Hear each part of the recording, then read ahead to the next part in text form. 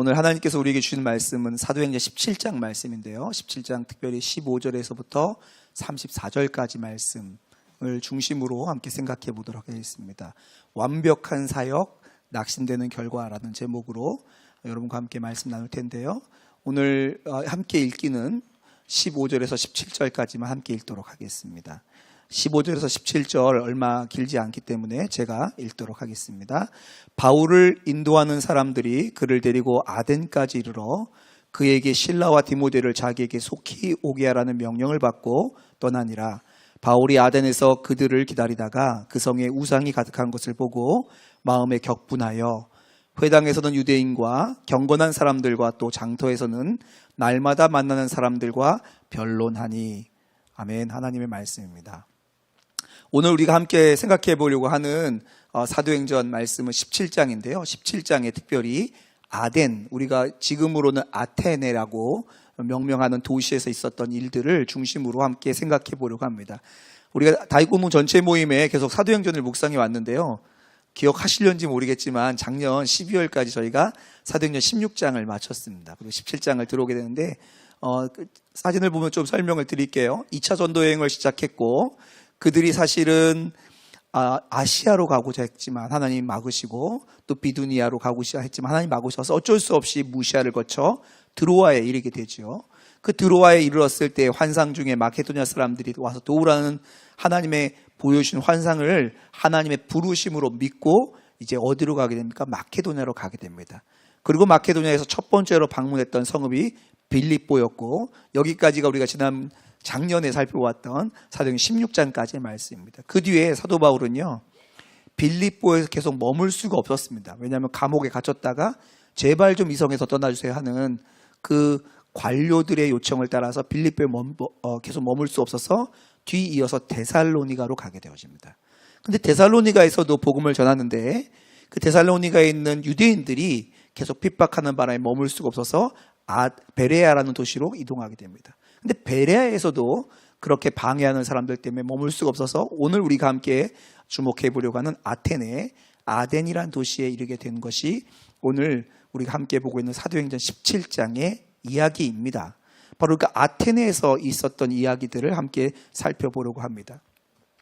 먼저 13절에서 15절을 좀 먼저 보기를 원하는데요.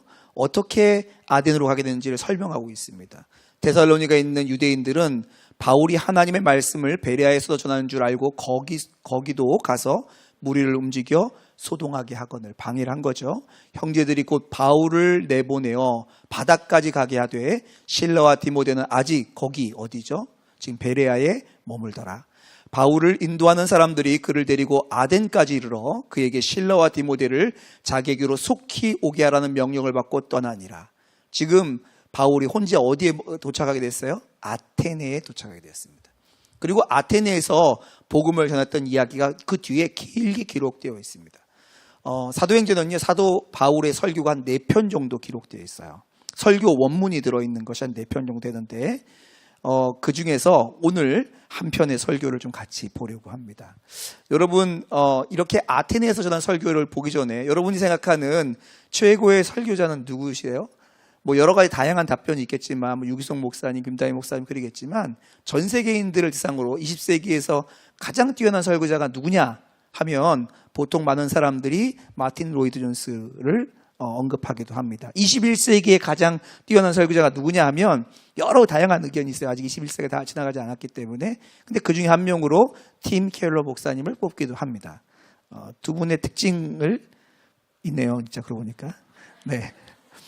그런데 제가 이 설교자들을 이렇게 사람들이 유명하다고 하는 설교자를 뽑은 이유는 뭐냐면 사도행전에 등장하는 신약 성경에 등장하는 설교학적으로 가장 뛰어나고 가장 완벽한 설교가 뭐냐라고 한다면 수사학적으로 봤을 때 오늘 본문에 등장하는 아덴에서의 바울의 설교가 가장 뛰어난 설교라고 꼽을 수 있겠습니다.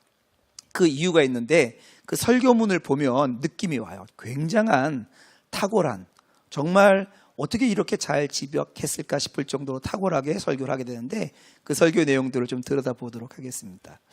어떻게 설교가 시작되는지부터 볼까요? 19절에서 21절인데요. 19절에 바울을 붙들어 아레오바고로 가며 말하기를 너가 말하는 이 새로운 가르침이 무엇인지 우리가 알 수 있겠느냐. 20절입니다.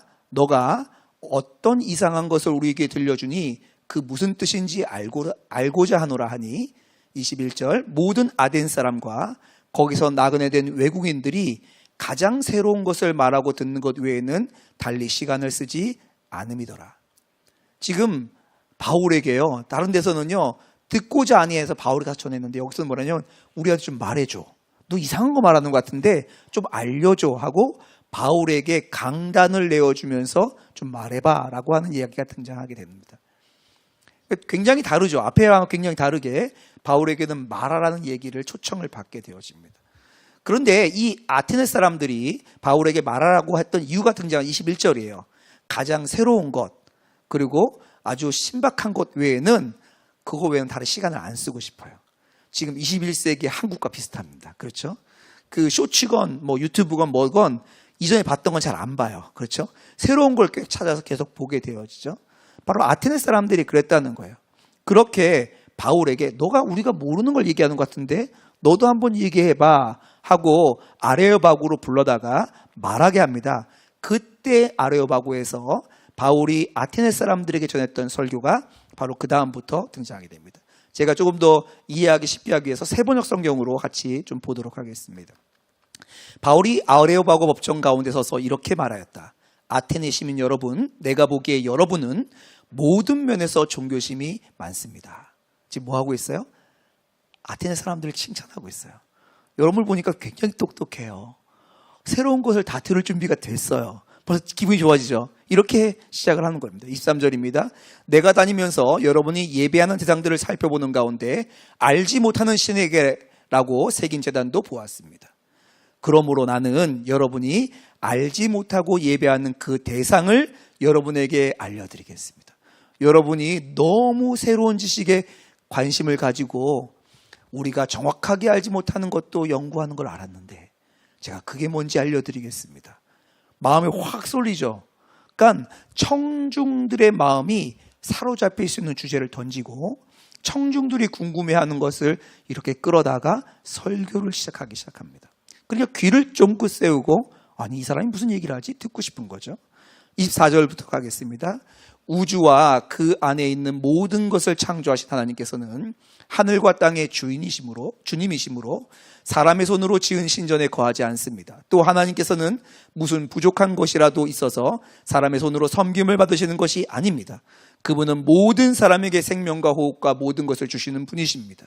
그분은 인류의 모든 족속을 한 혈통으로 만드셔서 온 땅 위에 살게 하셨으며 그들이 살 시기와 거주할 지역의 경계를 정해 놓으셨습니다. 지금 뭘 얘기하고 있어요? 여러분이 알지 못하는 그 신에 대해 소개하겠는데 그분이 누구예요? 모든 것을 만드신 분이에요. 여러분 모르고 있겠지만 모든 것, 여러분 만지고 경험하는 모든 것을 만드신 분이 계십니다. 근데 그분이 만드셨을 뿐만 아니라 그 모든 것의 주인이신 분이에요. 그렇기 때문에 그분은 여러분이 지금 만들고 있는 신전 이런 거 안 필요합니다. 여러분이 이렇게 신에게 드린다고 하는 공양 이런 거 안 필요해요. 그분은요 사실은요 그냥 그런 게 안 필요할 뿐만 아니라 우리에게 생명도 주시고 우리에게 질서도 주시고 우리에게 경계도 주시는 분입니다. 정말 놀랍지 않습니까? 하면서 그들의 마음을 이제 그분에게로 끌고 가기 시작합니다. 계속 이어집니다. 27절 28절입니다. 이렇게 하신 것은 사람으로 하여금 하나님을 찾게 하시려는 것입니다. 사람이 하나님을 더듬어 찾기만 하면 만날 수 있을 것입니다. 사실 하나님은 우리 각 사람에게서 멀리 떨어져 계시지 않습니다. 그렇게 아무것도 안 필요한 분이 왜 우리의 가까이에 계시냐? 왜 경계를 정하시고 우리의 생명을 주셨냐? 그분은 실제로 우리가 그분을 찾기를 원하기 때문이라는 거예요. 그분이 질서도 만드시고 생명도 주셨는데 멀리 계신 게 아니라 여러분 가까이에서 여러분 찾아오면 여기 있다 하고 만나줄 준비를 하고 있다는 것입니다. 부족한 것이 없으신 분이지만 우리를 만나기 원하시는 분이 그분이라는 거예요. 28절입니다. 여러분의 시인 가운데 어떤 이들도 우리도 하나님의 자녀이다 하고 말한 바와 같이 우리는 하나님 안에서 살고 움직이고 존재하는 분임, 존재하고 있습니다. 그러니까 하나님이 우리와 가까이 계시는데 전능하시고 아무것도 안 필요한 분이 있다고 말하고 있는 겁니다. 여기까지 사람들의 마음이 얼마나 흥분되고 야 우리가 정말 새로운 정말 새로운 법칙을 발견하는 건가? 이 세계를 지배하고 있는 정말 새로운 것을 만나는 건가? 하는 관심으로 끌어가고 있습니다. 그렇게 하면서 사도 바울이 이렇게 설교를 마무리합니다. 그러므로 하나님의 자녀인 우리는 신을 사람의 기술과 고안으로 금이나 은이나 돌에다가 새겨서 만든 것과 같다고 생각해서는 안 됩니다. 하나님께서는 무지했던 시대에는 눈 감아 주셨지만 이제는 어디에서나 모든 사람에게 회개하라고 명하십니다. 그것은 하나님께서 세계를 정의로 심판하실 날을 정해 놓으셨기 때문입니다. 하나님께서는 자기가 정하신 사람을 내세워서 심판하실 터인데 그를 죽은 사람들 가운데서 살리심으로 모든 사람에게 확신을 주셨습니다. 지금 무슨 얘기를 하냐면 그 신이 가까이 있고 전능하고 아무것도 안 필요한 분이라고 말하고 나서 이제 뭐라고 말하냐면요, 그렇게 놀라우신 하나님을 지금 신전에 있는 저 그리스의 신들과 똑같이 취급하면 안 된다는 거예요. 전혀 격이 다르다는 거예요. 월등히 격이 다르고 완전히 다른 신 중에 하나가 아니라 신들과 비교할 수 없는 분이라고 말합니다. 우리가 그 하나님이 있다는 것을 몰랐어요. 그래서 우리는 그 하나님을 무시하고 살았는데, 그래서 몰랐을 때는 하나님이 눈 감아 주시는데 이제는 눈 감아 줄 수 없다는 거예요. 왜냐하면 심판할 날이 가까웠어요. 왜? 그분이 그분을 이제 알 수 있도록 명확한 증거를 주셨기 때문이라는 거예요. 그 명확한 증거가 뭐냐? 바로 죽었다가 다시 살아나신 예수님이 그 증거라는 거예요. 그래서 그 예수님을 믿고 회개하고 돌이키라 라는 것이 사도 바울의 설교입니다. 그러니까 설교의 논리로 따지면 이보다 완벽한 설교가 없어요. 사람들의 관심을 딱 끄집어 당겨서 그들이 궁금해하는 것을 답해주고 그분을 성경적인 시각이보다 그들의 생각과 철학 속에서 이해시켜주고, 그리고 그분을 찾아야 되는 이유들을 명확하게 설명하는 설교가 바로 사도행전 17장의 아테네에서의 바울의 설교입니다. 근데 왜 이렇게 분위기가 가라앉겠어요? 이런 설교를 듣고도. 근데 이와 비슷한 일이 일어났습니다. 이런 놀라운 설교를 들은 아테네의 사람들의 반응은 전혀 기대하지 못했던 썰렁함이 됩니다. 물론 제가 사도 바울의 설교를 잘 이렇게 여러분에게 다시 이렇게 패러플레이징을 잘 못해서 그럴 수도 있지만 비슷한 분위기가 일어난 거예요. 사실 아테네에서의 바울의 사역을 성경학자들은 그리고 신학자들은 실패한 사역이라고 평가하기도 합니다. 왜냐하면 이 아테네에서의 복음 전도의 열매들이 거의 드러나지 않기 때문에 그렇습니다. 한번 볼까요? 그렇게 설교하자 어떤 결과가 있었는지 나옵니다. 32절, 그들이 죽은 자의 부활을 듣고 예수의 살아나심을 듣고 어떤 사람은 조롱도 하고 어떤 사람은 이 일에 대하여 내가 하는 말을 다시 듣겠다 하니, 이런 어디서 있었죠. 반대하는 사람, 믿는 사람 있었죠. 33절입니다. 이에 바울이 그들을 가운데서 떠나매 34절, 몇 사람이 그를 가까이 하여 믿으니 그 중에는 아레오바고 관리 디오느시오와 다말이라 하는 여자와 또 다른 사람들도 있었더라. 다른 지역에서 복음을 전했으면요, 수다한 무리들이 예수님을 믿게 됩니다. 많은 사람들이 하나님 앞에 나온 것이 기록되어 있어요. 근데 아테네에서는요, 불과 몇 명만 이 명설교 앞에 반응하고 대부분은 조롱하고 멸시하고 떠나가게 되어집니다. 그래서 많은 사람들이 이 사도 바울의 아테네에서의 사역은 실패한 사역이라고 말하는 거예요.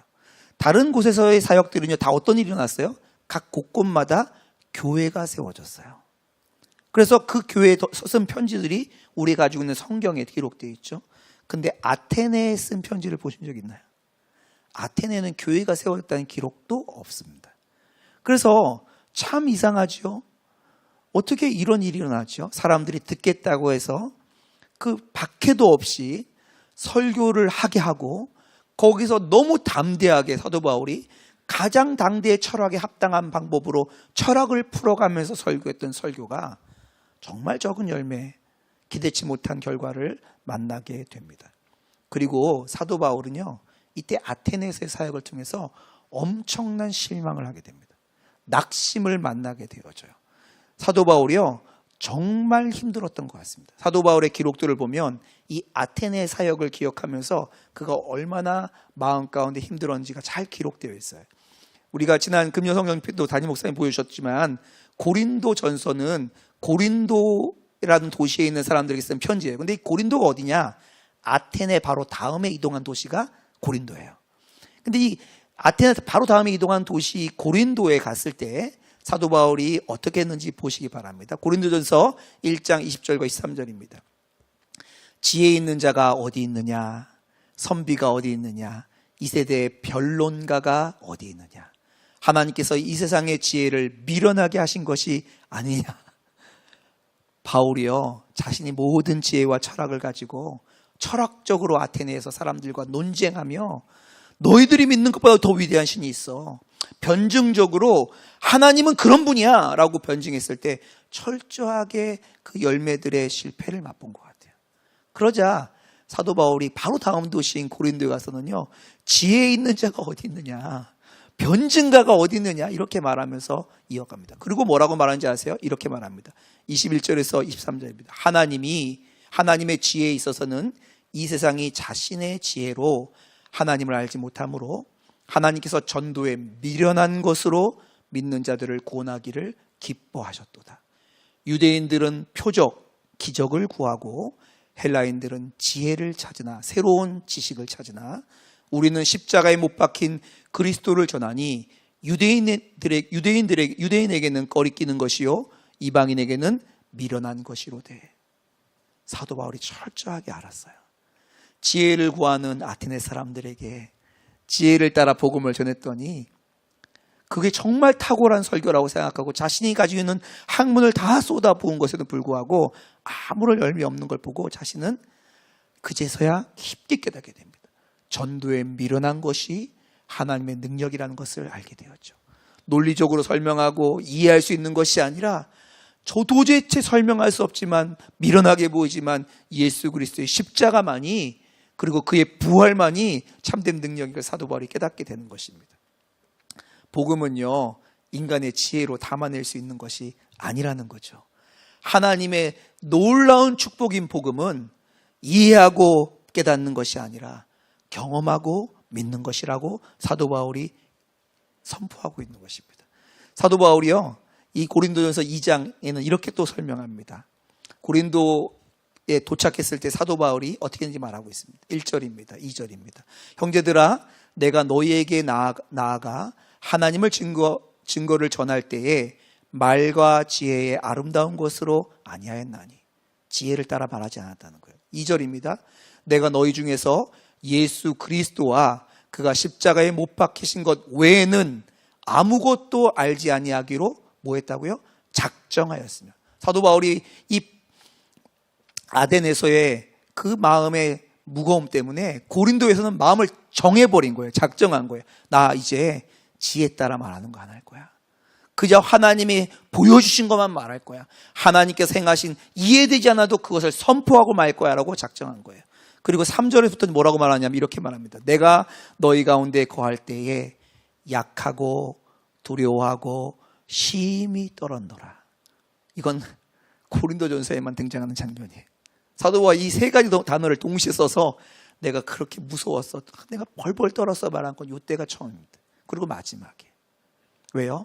자신의 지혜를 따라서, 최고의 지식을 따라서 말했던 것이 얼마나 능력이 없는지를 깨닫고 나서 고린도 교회 가서는 약하고 두려워하고 심히 떨었어요. 그래서 어떻게 했나 이렇게 말합니다. 4절 5절입니다. 내 말과 전도함이 설득력 있는 지혜의 말로 아니하고 다만 성령의 나타나심과 능력으로 하여 너희 믿음이 사람의 지혜에 있지 아니하고 다만 하나님의 능력에 있게 하려 하였노라. 사도 바울은요, 이것을 철저하게 깨달았어요. 철저하게 깨달았어요. 사도 바울은요, 아덴에서 자신의 지식을 사용해서 복음을 전했다가 아마 철저하게 마음이 무너졌던 것 같습니다. 그리고 그 실패처럼 보여주는 그 일이 전환점이 되어집니다. 내가 이제는 설득력 있게 말하지 않겠다. 내가 사람의 지혜를 따라 말하지 않겠다. 오직 성령의 나타나심과 능력, 하나님의 능력이 나타나는 일들에게만 내가 순종해 갈 것이다. 이것이 사도 바울이 결정한 것이에요.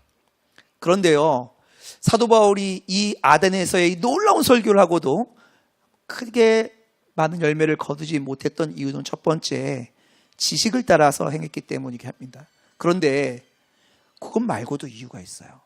왜 사도 바울이 이렇게 초대받아서 박해도 없는 곳에서 말씀을 전했음에도 불구하고 왜 이렇게까지 잘 안 됐을까? 두 번째, 제가 주목할 만한 이유를 여러분과 나누고 싶은 게 있습니다. 사실은 이 부분이 하나님께서 저에게 제일 마음에 강하게 주신 부분이에요. 오늘 아까 읽었던 사도행전 17장 13절에 15절입니다. 어떻게 사도 바울이 아덴에 가게 됐는지를 설명하고 있는데요. 거기 보면 바울을 15절만 읽겠습니다. 바울을 인도하는 사람들이 그를 데리고 아덴까지 이르러 그에게서 실라와 디모데를 자기에게로 속히 오게 하라는 명령을 받고 떠나니라. 좀 이걸 강조해서 보면요, 실라와 디모데는 지금 어디 있어요? 아직 어디예요? 베레아에 있어요. 아덴은 누구만 왔어요? 바울만 왔어요. 그리고 아직 실라와 디모데 그의 동역자들이 아덴으로 오기 전이에요. 그 위대한 사도가요, 이 위대한 설교를 했는데 거기에 뭐가 없었냐면 복음 전할 때 함께 기도하며 동역할 동역자가 없었습니다. 설교적으로는 완성된 설교입니다. 장소적으로는 박해가 없고 초청받은 강단입니다. 그런데요, 동역자들과 함께 기도하며 동역자들과 함께 그 일을 감당하지 않으니 사도 바울조차도요, 하나님의 특별한 그 은혜 앞에 자신이 잘못 가고 있는 것인지조차도 깨닫지 못하게 되어집니다. 이것이 정말 중요한 메시지 중에 하나라고 믿습니다. 전도서 4장 12절은 이렇게 말합니다. 한 사람이면 패하겠거니와 두 사람이면 맞설 수 없나니 세 겹줄은 쉽게 끊어지지 아니하느니라. 오늘 이 말씀을 묵상할 때 하나님께서 다윗 공동체를 생각나게 하셨어요. 사랑하는 다윗 공동체 여러분, 우리 다윗 공동체에 오시는 분들은 제가 알기로 대부분 신앙이 참 좋으신 분들입니다. 그러니까 여기까지 찾아와요. 신앙이 안 좋으신 분들은 보통 요 나이쯤 되면 어디로 가시냐면 가나안 성도가 돼요. 혼자 그냥 믿고 만다는 거예요. 여기까지 찾아와서 공동체까지 이렇게 막 오시는 분들은 나름대로 신앙의 여정도 있고 하나님에 대한 경험도 있는 분들입니다. 그런데 우리에게 하나님께서 주시는 굉장히 중요한 말씀을 드립니다. 그 위대한 사도 바울도요, 혼자 아덴에서 사역할 때 그의 삶이 위태합니다.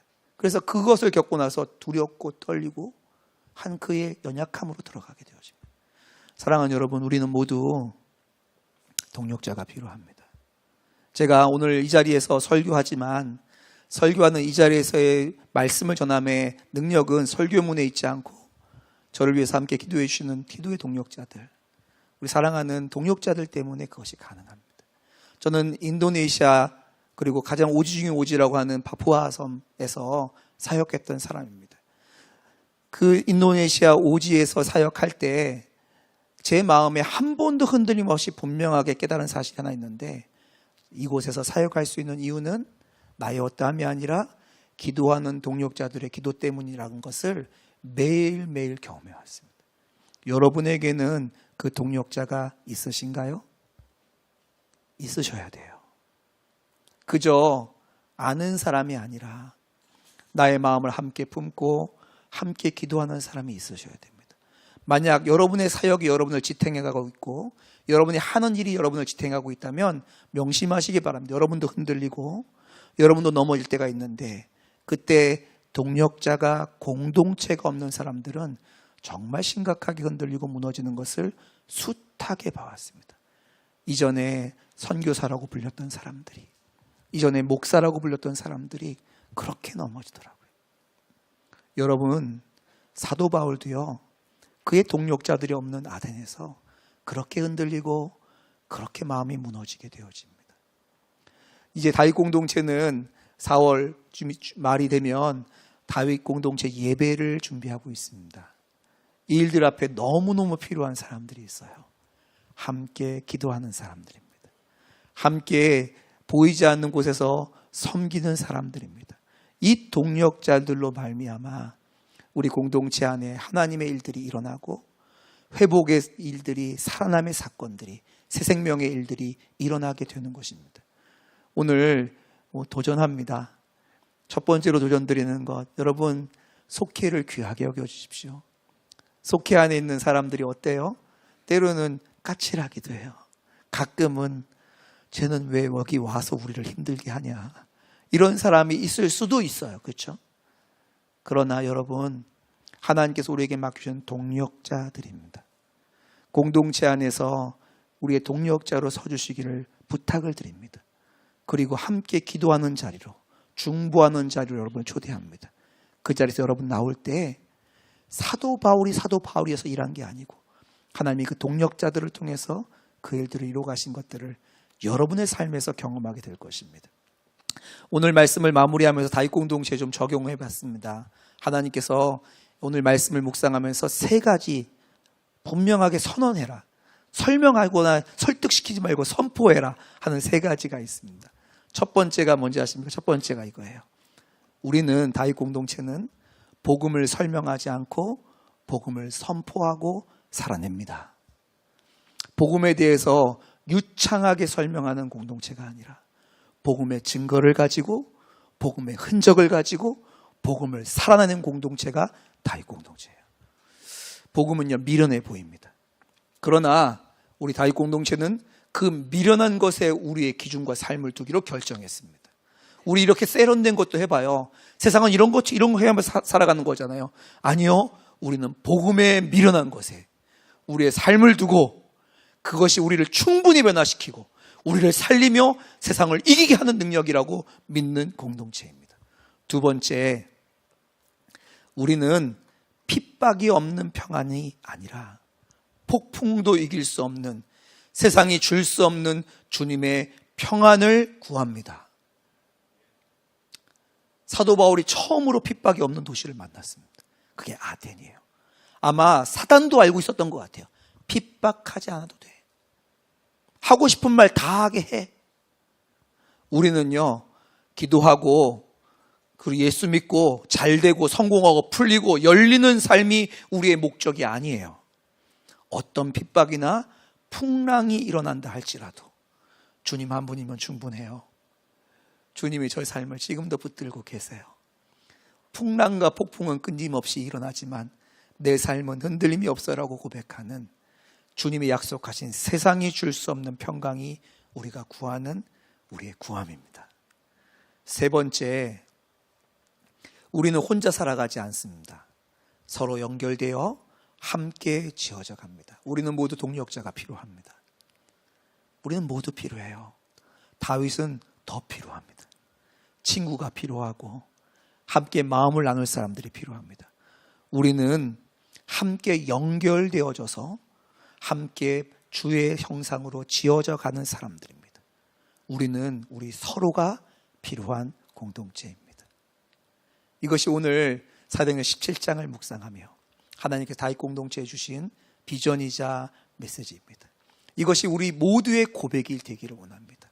그저 좋은 공동체, 가니까 성공한 사람 많은 공동체, 저희는 그런 공동체를 원하는 것이 아니고 주의 복음의 능력, 미련해 보이지만 세상을 이기는 능력, 예수 믿고 잘되고 성공하는 것이 아니라 예수 믿고 풍랑과 어려움도 언제든지 지켜낼 수 있는 믿음의 기초를 가진 공동체, 그런데 혼자 가지 않고 함께 손을 붙들고 가는 공동체가 우리 다윗 공동체가 되기를, 우리 여러분의 속회들이 되기를 주님의 이름으로 축복합니다. 이 시간 함께 좀 기도했으면 좋겠습니다. 오늘 말씀의 제목을 완벽한 사역 낙심된 결과라고 지었지요. 그런데 제목이 이렇게 바뀌어야 돼요. 완벽한 사역 낙심되는 결과, 그러나 이것까지 선용하시는 주님입니다. 우리는 모든 것을 가지고 있는 사람들 아닙니다. 우리는 실패를 경험한 사람들입니다. 우리에겐 결핍도 있습니다. 그러나 하나님은 반드시 이것까지도 선용하십니다. 하나님 앞에 나갑시다. 주님, 저희의 실패마저도, 저희 연약함마저도 선용하시는 주님 앞에 우리의 삶을 내어 맡깁니다. 주님, 그저 세상이 좋아하는 것이 저의 기준이 아니라 주님이 원하시는 그 일이 하나님 저의 삶에 이루어지게 하여 주옵소서. 세상 사람들이 말하는 성공이 아니라 주님이 이루시기 원하는 그리스도의 장성한 분량이 제 안에 이루어지도록 저를 만지시고 다루어 주옵소서. 특별히 개인의 삶 가운데 반드시 주님께 고백해야 할 영역이 있다면 고백하며 주님 앞에 나아가며 기도하는 시간 갖도록 하겠습니다. 함께 기도하도록 하겠습니다. 하나님 아버지, 이 시간 기도합니다. 하나님의 말씀을 들었습니다. 실패한 것처럼 보여지고 가장 완벽한 곳으로 설교한 것처럼 보여도 아무것도 얻지 못한 것처럼 보였던 이 아테네에서의 그 사역에 도와요 우리에게 말씀하시는 주님 앞에 나아갑니다. 하나님, 우리도 그런 적이 많습니다. 가장 좋은 것처럼 보여서 쫓아가지만 그것 가운데 우리의 지혜는 가득하지만 하나님의 능력이 없었던 적이 많고, 이렇게 하면 좋겠다라고 우리가 구하고 우리가 붙잡았지만 그것이 우리에게 빈 그릇이고 낙심되는 좌절되는 상황이었던 적도 많습니다. 하나님, 그러나 이 아테네에서의 실패처럼 보이는 그 사역조차 선용하시는 주님, 하나님, 당신의 그 선하심을 의지하고 나아가오니 우리의 삶 가운데 그 하나님으로 충만케 하여 주옵소서. 그 하나님의 그 복음에 미련해 보이지만 세상을 이기는 능력이 우리의 삶 가운데 경험되어지고 동역자들과 함께하며 그 가운데 그리스도의 장성한 분량까지 성장해가며 하나님, 그 가운데 세상이 줄 수 없는 평강을 누리는 하나님, 그러한 삶, 하나님, 사단의 방해와 공격이 있어도 언제든지 든든히 일어나 하나님의 복음을 선포하는 삶이 우리 다윗 공동체 가운데 일어날 수 있도록 축복하여 주옵소서. 하나님, 그렇게 행하실 주님을 기대합니다. 감사합니다. 살아계신 주님, 오늘도 우리와 함께 하시니 감사합니다. 하나님, 우리의 최선을 가지고 달려왔지만 실패한 것처럼 보이는 자리에서조차도 하나님, 그 실패처럼 보이는 그 자리도 선용하셔서 하나님의 가장 선한 것으로 바꾸시는 주님이 우리와 함께 하시는 줄 믿습니다. 그 주님으로 인한 변화된 삶이 다윗의 삶이 되게 하여 주옵소서. 우리의 실패가 간증이 되게 하시고 우리의 결핍이 주의 부요함을 만나는 통로가 되게 하시고 하나님, 우리의 최선과 우리의 최고를 뛰어넘는 하나님 성령의 능력, 복음의 능력을 경험하는 삶이 누려지도록 축복하여 주옵소서. 예수 그리스도의 이름으로 기도드리옵나이다. 아멘.